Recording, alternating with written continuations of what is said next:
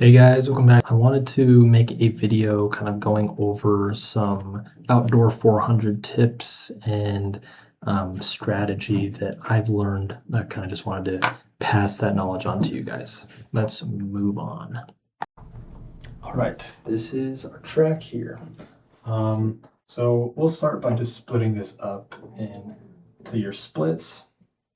First 100, 200, your 300, and then your full 400. So starting from the start, let's just say you're in lane like 4, right? So you're going to be right in the middle of the track. Obviously, it's different depending on what lane you're starting in, but you're always going to see like 4 more people at least in front of you. If you're in lane 1, you're seeing up to 8 more people. And that's one thing that stresses people out, is that they see the other runners in front of them and they feel pressured to catch up immediately, which is honestly a good mindset to have, especially for this first 100. And when you think 100, I just think 100-meter dash. You want to get out the first 100 like it is the normal 100. Or you can think of it, just get out like it's a 200. That's typically what I do. But in order to run a fast 400, you have to get out and set it up like it's almost like a 200. You're never going to see someone run a 48 go 24, 24 into their 48. You're typically going to see like a 22, 26. And with these splits, right, with this 22, you have to be able to set it up in that first 100, right? So you're going to want to get out like it's 100, at least for the first 70, like up to 75 meters, right? But as soon as this starts to straighten out here, you're going to want to relax. You always hear for this 200 float. You always want to be able to float through that 200, right? That is so important. And by float, it just really means to relax. You don't want to slow down at all.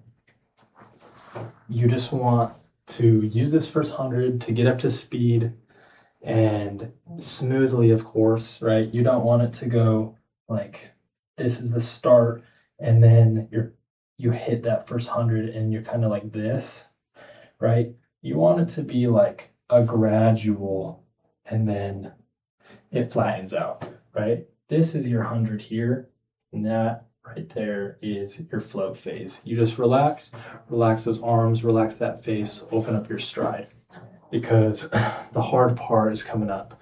Once you get halfway through, right about here, it kind of depends on what kind of shape you're in, really.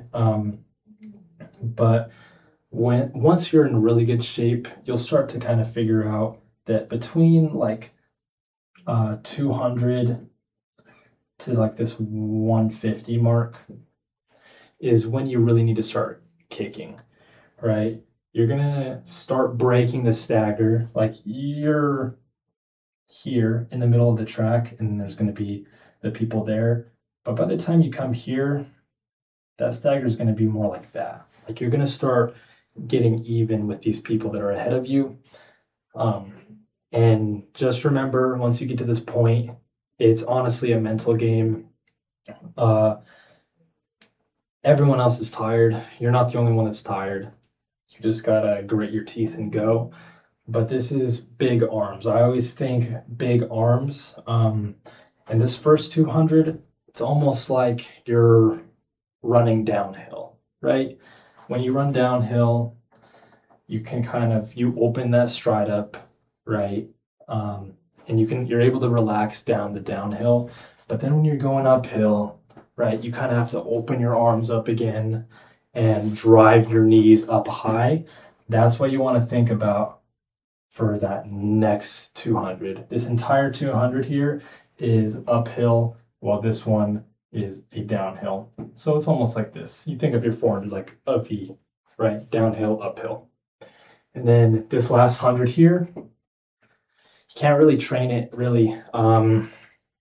It's gonna hurt no matter what you do. So you kind of just want to grit your teeth and push. You just gotta finish that last 100. That's where your form is going to start falling apart in most runners.